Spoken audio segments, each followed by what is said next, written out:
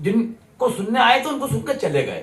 बस ये जवाबदारी आपको संभालना है कि ये कुर्सियों की जवाबदारी आपकी हो गई है अब। गोविंद बहुत सही बात कह रहा है। ऐसी स्थिति में जिम्मेदारी बढ़ जाती है। कुल मिलाकर मैं सरल शब्दों में समझाऊं, आप सब पर वही जिम्मेदारी है, जब पैंट के सारे बटन टूट जाएं तो आखिरी बटन पे जो जिम्मेदारी होती है वो जिम्मेदारी आप तालियां बजाकर निभाइए।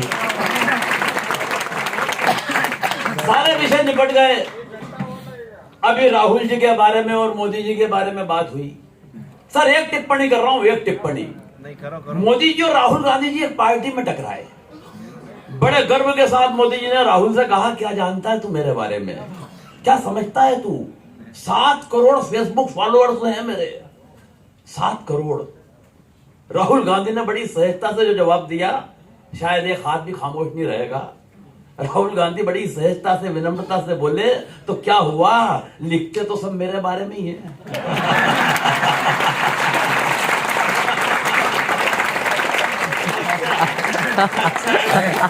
बढ़िया है भाई, बढ़िया है। वाह ये सच बता रहा हूं, ये सहजता है। और देखो ये राहुल गांधी का कसूर नहीं है, बेचारे की किस्मत खराब है।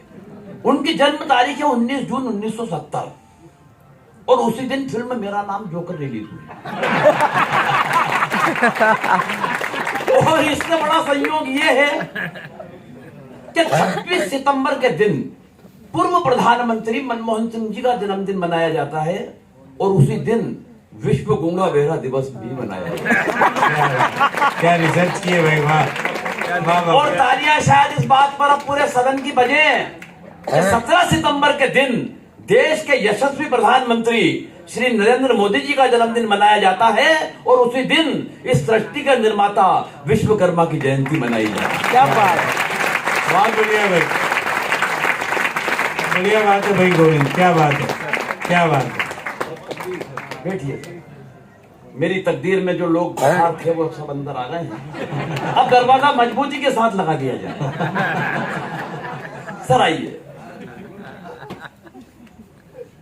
सर सही बता रहा हूं, राजनीति ने बड़ी हालत हमारे इधर तो ऐसी खराब कर दी डॉक्टर साहब, बहुत ज्यादा। पिछले दिनों चुनाव हुए, कई निपट गए विधानसभा के, मध्य प्रदेश में जहां मैं रहता हूं। लेकिन क्योंकि नेता की आदत वही पड़ी हुई हंडे झंडे वाली, गाड़ियों पे जो हंडे लगे हुए थे वो बदल गए। एक पान की दुकान पे मैं इंदौर में खड़ा हुआ, अचानक एक नेताजी आके, उनकी गाड़ी रुकी, नेताजी उतरे, कलफदार कुर्ते पजामे में, 4-5 चमचे अगल बगल से निकले। उनको देखकर मुझे लगा कि किसी पार्टी के कोई मिनिस्टर है ये। तो मैंने जो नेम प्लेट रहती है उसकी झाका, तो वहां लिखा हुआ था हाहू प्रजजटू। तो मुझे ये तो समझ में नहीं आया कि मंत्री कौन से, लेकिन एक बात समझ में आ गई कि ये किसी जनजाति के या अनुसूचित जनजाति के हैं। तो मैंने उनके ड्राइवर के गले में हाथ डाला, धीरे से पूछा, मैंने कहा भाई साहब ये कौन से मंत्री हैं? बोले कोई मंत्री नहीं है। मैंने कहा फिर हाहू प्र, बोले हारा हुआ प्रत्याशी है। क्या बात है भाई, बहुत बढ़िया, तालियां कम है आपकी। बढ़िया गोविंद, क्या बात कही भाई। और काबरा साहब गाली तो पूरा सदन इस बात पे बजाएगा। मैंने कि फिर ये जज क्या है? बोले इसकी जमानत भी जब्त हो गई नहीं।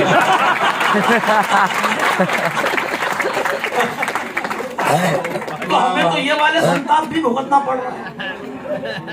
क्या बात, ये संताप भी हमारे, लेकिन अब देश उस स्थिति में आ गया है कि अब नेताओं से कोई भी डिफीट खाने के लिए तैयार नहीं है, क्योंकि हम अकल लेने लग गए, अकल आने लग गई हमें। एक गांव का आदमी एक शहर में दुकानदार के पास पहुंचा कि भाई साहब कोई लेटेस्ट आइटम आई हो तो बताओ। दुकानदार ने कहा लेटेस्ट तो कुछ नहीं, लेकिन फ्रांस से एक चूहे की मूर्ति आई है जो देखने में ऐसी लगती है कि जैसे जीवित चूहा हो। उसने जैसे ही दुकानदार ने ग्राहक के हाथ में वो मूर्ति दी तो उस ग्राहक को ऐसा लगा कि जीवित चूहा हाथ में आ गया। उसने वो मूर्ति तुरंत खरीदी और जैसे ही अपने गांव पहुंचा तो उस चूहे की मूर्ति को देखते ही जितने गांव के चूहे थे सारे उस आदमी के पीछे लग गए। वो आदमी तेज चलने लगा, चूहे तेज चलने लगे, वो भागने लगा, चूहे भागने लगे, वो दौड़ने लगा, चूहे दौड़ने लगे। वो घबरा गया, उसकी कुछ समझ में नहीं आया। उसने उस मूर्ति को उठाया और एक कुएं में फेंक दिया। जितने चूहे थे वो पीछे पीछे कुएं में कूद गए। उस आदमी में अकल आ गई वो वापस उस दुकानदार के पास गया और बोला, भाई साहब किसी नेता की मूर्ति है क्या? तालियां फिर कम बजाना। बहुत अच्छे, क्या बात है गोविंद, वाह वाह वाह वाह, बहुत बढ़िया। और ताज्जुब इस बात का करना साहब के दुकानदार ने उसे नेता की मूर्ति दे दी, और जब वो नेता की मूर्ति लेके गांव में आया पांडे जी, तो एक भी नेता उस मूर्ति को देख के उसके पीछे नहीं आया। वो दुकानदार वापस उस ग्राहक दुकानदार के पास गया, बोले भाई साहब ये कौन सा नकली आइटम थमा दिया? चूहे की थी, सारे चूहे आए, लेकिन नेता की थी, एक भी नहीं आया। दुकानदार ने कहा रुक मैं देखता हूँ। उसने रेपर खोला, और जैसे ही रेपर खोल के मूर्ति को देखा तो वो ग्राहक से निवेदन करके बोला, हाथ जोड़ करके बोला कि भाई मैंने तुझे जल्दीबाजी में नेताजी सुभाष चंद्र बोस की मूर्ति दे दी। क्या और उनकी कद काठी का कौन है जो तेरे पीछे आया? सच बता रहा। बहुत बढ़िया, बहुत बढ़िया। बस ये मन बना के रखना तो शायद मैं कुछ सुना पाऊंगा। पति पत्नियों की बात कर रहे थे अभी आले मुकेश गौतम मुझसे कह रहा था, भाई साहब पत्नी इज्जत नहीं करती, क्या कारण है? मैंने कहा भाई ये तो नहीं मालूम कि क्या कारण है, लेकिन ये बात तूने मुझसे पूछकर जो मुझे इज्जत दी है। बहुत अच्छे, क्या बात है। मेरी सात पीढ़ी तेरी शुक्रगुजार रहेगी। बोले भाई साहब क्या आपकी भी नहीं करती? अब मैंने जो बात कही इंटरनेशनल जवाब है सर, लेकिन अगर बात पहुंच गई तो पीछे तक के लोगों जागना। मुझसे बोला कि आपकी भी नहीं करती। मैंने कहा मुकेश भाई एक बात ध्यान रखना, हिंदुस्तान में अगर रुपए के मूल्य में गिरावट होती है तो उसकी गिरावट हर प्रांत में अलग अलग नहीं होती।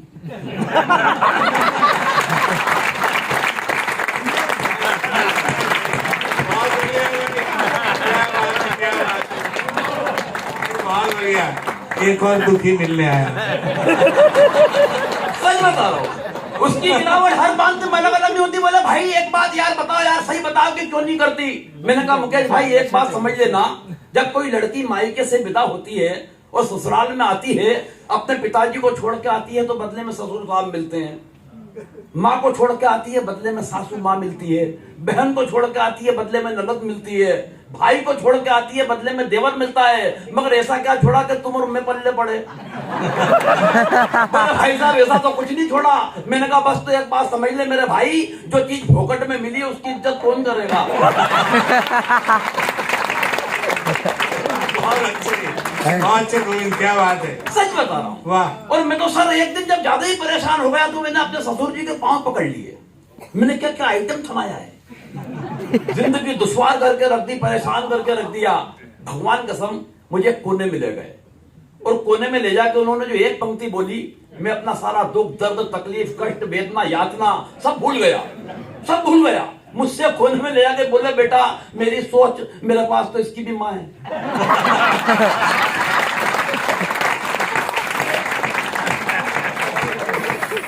सच बता, क्या बात है, वाह। वो दिन है साहब और आज का वाह, दिन वाह, है। वाह। मैंने पत्नी में एक कविता नहीं लिखी, और पत्नी में कविता वो लिखता है जो कुंठित होता है, जिसकी अपनी पत्नी से अंडरस्टैंडिंग ठीक नहीं होती। अंडरस्टैंडिंग के मामले में मैं और मेरी पत्नी लाजवाब।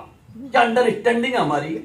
27 साल शादी को हो गए, लेकिन 27 साल की शादी की जिंदगी में उसने कभी भी मुझसे गंवार मूर्ख बेवकूफ नालायक पाजी गधा इसमें के किसी शब्द का इस्तेमाल नहीं किया। अच्छा, कारण काबरा जी अंडरस्टैंडिंग इतनी कमाल की है, इतनी कमाल की है कि बस वो नजर भर देखती है और मैं समझ जाता हूँ इनमें से क्या कह रही है। इस नजर का इलाज तो डॉक्टर श्याम अग्रवाल के पास भी नहीं। सच बता रहा हूँ, इतनी कमाल है। एक दिन मेरा सर आ गई, बोले देखो टीवी। मैंने कहा क्या हो गया? बोले देखो पिक्चर आ रही है शराबी, अमिताभ बच्चन की। पूरी फिल्म में पट्टे ने एक बूंद शराब की नहीं पी, लेकिन जो एक्टिंग की है वो कितनी कमाल की है। मैंने कहा मूर्ख औरत, उससे बड़ा एक्टर में। बोली कैसे? मैंने कहा 27 बरस से रोजाना पीने के बाद जो नहीं पीने की एक्टिंग मैं करता हूँ। तालियां कम हैं आपकी। क्या बात जय हो। वो तेरे को क्यों समझ में नहीं आती? और मैं तो जब ये हरीजियां पत्नियों का जिक्र कर रहे थे, भगवान कसम तो उधर थर थर कांप रहा था। मुझे वो वक्त याद आ रहा था 27 बरस पहले का, जब 7 फेरे मेरे पत्नी के साथ होने के थे और पंडित जी ने कहा कि बेटा ये सिंदूर की डिब्बी लो और इसमें से एक चुटकी मांग सिंदूर लेके इसकी भरो। सही बता रहा हूं डॉक्टर साहब, याद आता है जब वो वक्त तो कांपता हूं। ऐसा लगता है कि वो मांग नहीं थी, वो दरअसल नक्सलियों की एक सुरंग थी।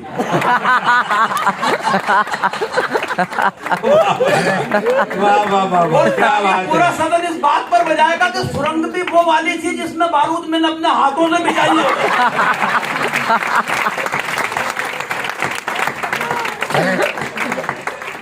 क्या बात भगवान है। कसम, वाह। आज उसकी मांग के धमाके रोजाना कोई न कोई नई मांग बनकर मेरे कानों में गूंजते हैं साहब।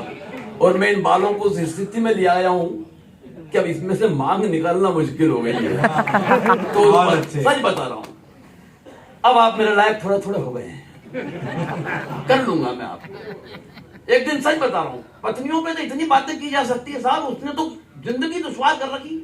एक दिन मेरे से बोली कि खुश हो गई किसी बात पे, बोले मैं आपके लिए कुछ बना दूं। मैंने कहा तू तो 5 मिनट बैठ जा मेरे पास, ये बहुत है। तूने कह दिया, मैंने खा लिया, जिद पकड़ गई, नहीं मैं आपके लिए कुछ बना दूं। मैंने कहा चल बना ले। अगली बात समझ में आ गई तो फिर एक हाथ खामोश नहीं रहेगा। मैंने कहा चल कुछ बना ले, तो वो मुंह बना के बैठ गई। क्या बात है, जय हो। वाह भाई गोविंद, सच बता रहा हूँ। मुझे तो ताज्जुब हो रहा है इस सब के बावजूद ये जिंदा कैसे है। फिर मैंने चलो यार, मैंने कहा तो गुस्सा हो गई, तो मैंने उसका गुस्सा उतारने के लगा। मैंने कहा एक काम कर, पनीर की सब्जी बना ले। 1 घंटे बाद खुश होती हुई किचन में से आवाज आई, खाना तैयार है।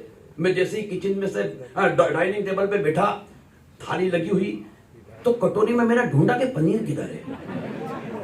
जब नदारत पनीर पाया तो मैंने कहा कहाँ है पनीर?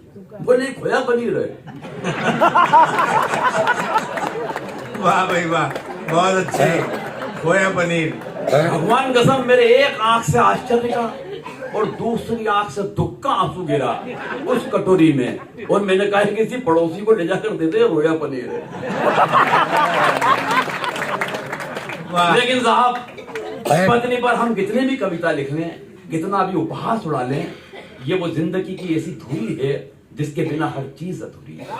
क्या बात, सच बता, बहुत अच्छे। शहरों में खो जाने वालों सुख हो, छोटे गांव बड़े हैं। याद रखना ये बात, शहरों में खो जाने वालों सुख हो, छोटे गांव बड़े हैं। ऊंचे ऊंचे सारे बरगद लिए जमीन पर छांव खड़े हैं, और उसी रोज से खुले हुए हैं जन्नत के सारे दरवाजे। घर के दरवाजे पे जब से गृह लक्ष्मी के पांव पड़े हैं। क्या बात, क्या बात, तो ये तो वो है साहब। बहुत बढ़िया। अब मैं उस काम को अंजाम देना चाहता हूं जिसके लिए मुझे बुलाया गया है। स्वागत है। जैसा काबरा जी ने बताया कि मैं व्यंग का कवि हूं, ये सारी बातें जो मैंने आपसे की, इसका कविता से कोई लेना देना नहीं था। बस ये उस स्थिति से उभरने की बातें थी जो एकदम सर पीयूष जी के आने के और जाने के बाद बन गई। लेकिन अब आप इस लायक हो गए, मैं अब आपको व्यंग की यात्रा करवाता हूं कि व्यंग होता क्या है। स्वागत। अगर पहुंच गया तो एक बात का दावा करता हूं कि मैं याद रहूं न रहूं, आपको व्यंग की पंक्तियां जरूर याद रहेंगी। हालांकि मैं आपको व्यंग क्या सुनाऊं साहब, हिंदुस्तान के तो हर आदमी के अंदर एक व्यंगकार बैठा हुआ है, हर आदमी में। 15-20 मिनट तक सब्जी वाले को जब पानी पे सब्जी छींटते हुए ग्राहक ने देखा, तो उस ग्राहक के अंदर का व्यंगकार जागा। बोले भाई साहब, भिंडी को होश आ गया हो तो आधा किलो तोड़ दो। कहानियां कम है आपकी थोड़ी। बहुत बढ़िया है गोविंद। मैं आपको व्यंग वाह, की वाह, जमीन वाह। के लायक कर रहा हूँ, क्या व्यंग बात, की जमीन के लायक। क्या बात। और बारीक बात बता रहा हूं, एक 85 साल के बुजुर्ग को फोन आया कि हमारी फला फला कंपनी के शेयर खरीद लो, 3 महीने में पकते ही पैसे दोगुने हो जाएंगे। बुजुर्ग ने जो जवाब दिया अगर आप तक पहुंच गया तो एक हाथ भी अगर खामोश रहा तो मैं समझूंगा कि व्यंग नहीं पढ़ना है। लेकिन अगर पहुंच जाए तो एक एक हाथ की ताली चाहता हूं। 85 साल के बुजुर्ग ने कहा कि बेटा, मैं उम्र के उस पड़ाव पर हूं कि केले तक कच्चे नहीं खरीदता। बहुत अच्छे, क्या बात की, वाह वाह वाह वाह वाह। बस ये व्यंग है सर, अब आप समझ गए। न्यूटन एक बड़े वैज्ञानिक हुए इंग्लैंड के, उन्होंने एक बात कही कि कागज पे वजन रख दो तो कागज हिलता नहीं है। हिंदुस्तान यहाँ कागज पे वजन रख दो, उसके बाद कागज हिलता है। क्या बात है, बहुत बढ़िया। वाह वाह वाह वाह। बस अब हो गए मेरे टाइम। अब व्यंग सुनिए। स्वागत। सर सुन के जाइए ये सर। अरे अरे वो काम करने गए जो यहाँ नहीं हो सकता। किसी बच्चे को गोद में बैठा लेते हैं।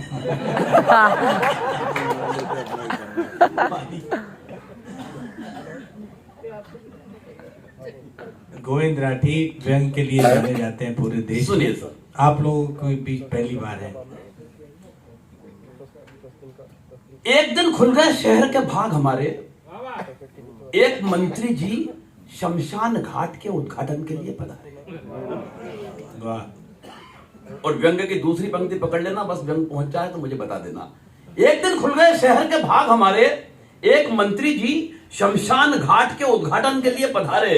उद्घाटन की पहली रस्म पूरी कराई गई। एक जलते हुए मुर्दे को बुझाकर मंत्री जी के हाथ से अग्नि दिलाई गई। वाह वाह वाह। ये आग में जब तक भी लगा सकता हूं जब तक सब मिलके नहीं बजा लो। मैं मुर्दे को झुलस भी सकता हूं। एक जलते हुए मुर्दे को बुझाकर मंत्री जी के हाथ से अग्नि दिलाई गई। इस घटना से कम एक बात का तो पता चलता है कि आदमी का नसीब खराब हो तो वो मरने के बाद भी भुगतता है।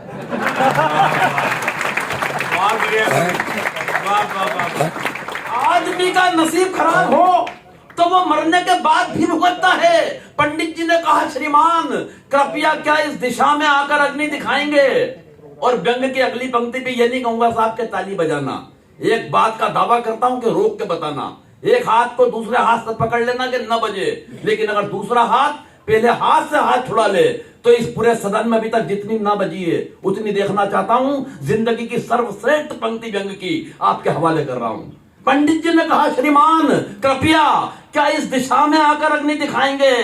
मंत्री जी भन्ना कर बोले, आप कहां और कैसे लगानी है मुझे क्या आप समझाएंगे। वाह वाह वाह वाह वाह। बहुत अच्छे भाई, वाह। क्या बात है, क्या बात है, क्या बात। आग कहां और कैसे लगानी है मुझे क्या आप समझाएंगे। अरे हम इस हिंदुस्तान की राजनीति को बरसों से झेल रहे हैं। रोजाना विरोधियों के साथ तरह तरह की आग से खेल रहे हैं। और पंडित जी आप तो बुजुर्ग हैं, आपको तो कम से कम ये बात समझ में आनी चाहिए कि आग दिशा देख के नहीं, आप तो हवा का रुख देख के लगानी चाहिए। क्या बात, क्या बात। बहुत अच्छे, बहुत अच्छे भाई, वाह। आग तो हवा का रुख देखकर लगानी चाहिए। अरे इन मुर्दों से निपटने की हमारी समझ को आप बेवजह नजरअंदाज कर रहे हैं। अरे पंडित जी वो हम ही तो हैं जो 75 बरस से इन मुर्दों पर राज कर रहे हैं।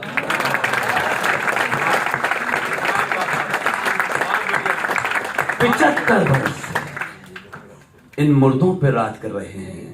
काश मंत्री जी को पेट की आग और चूल्हे की आग के बारे में भी कुछ पता होता तो दोस्तों इस हिंदुस्तान का नक्शा कोई दूसरा हुआ होता।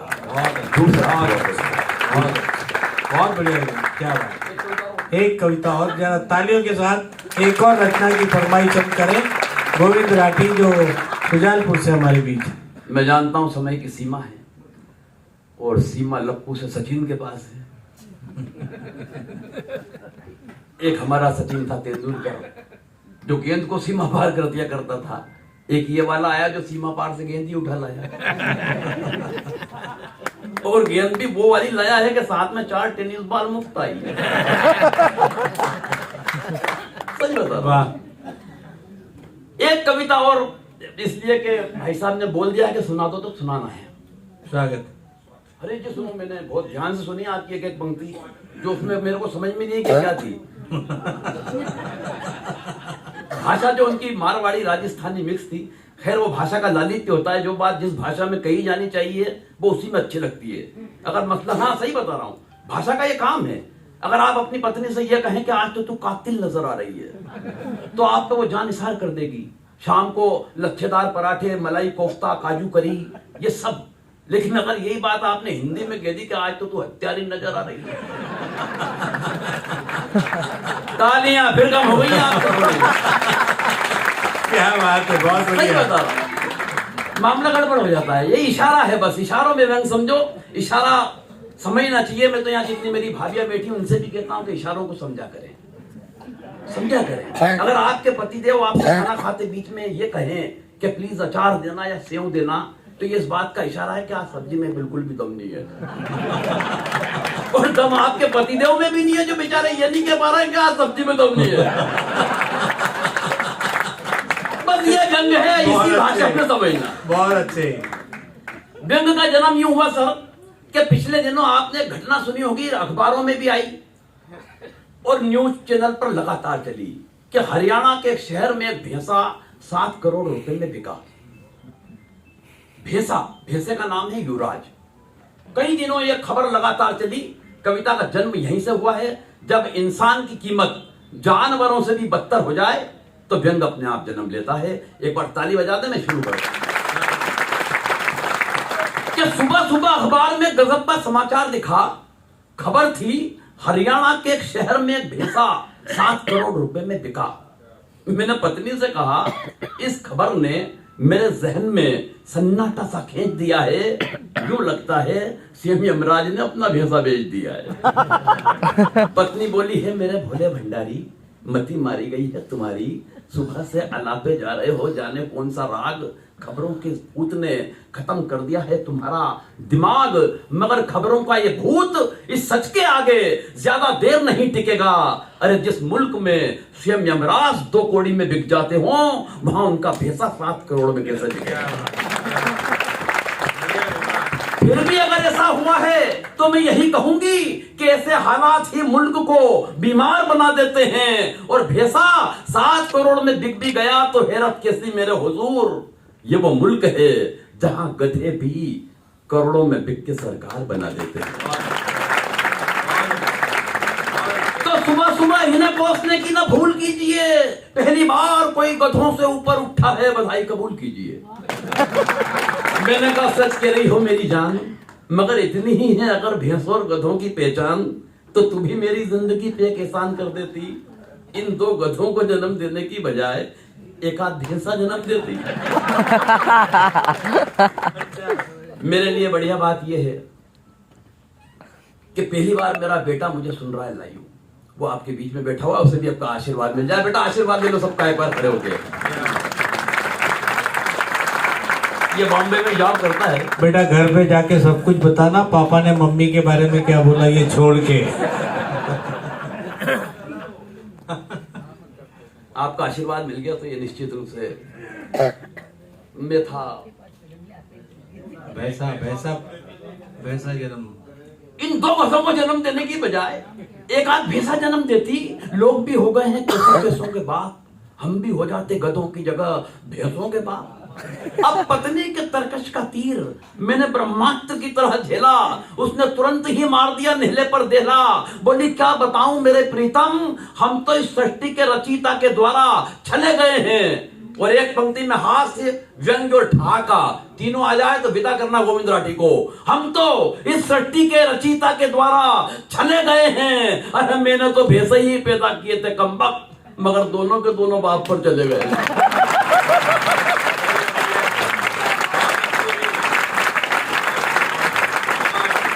दोनों के दोनों बाप पर चले गए हैं। अरे तुमसे ज्यादा तो दुखी मेरी राम कहानी है। मुझे तो उम्र भर 3-3 गधों से निभानी है। मुझे तो उम्र भर 3-3 गधों से निभानी है, मगर मैं धैर्य नहीं खोने वाली। किसी ने वादा किया है अच्छे दिन जरूर आएंगे, मगर मैं धैर्य नहीं खोने वाली। किसी ने वादा किया है अच्छे दिन जरूर आएंगे, जब इन सरकारी राजकीय रथों में भैंसों की जगह ये गधे जोते जाएंगे, ये पप्पू जोते जाएंगे, ये गधे जोते जाएंगे।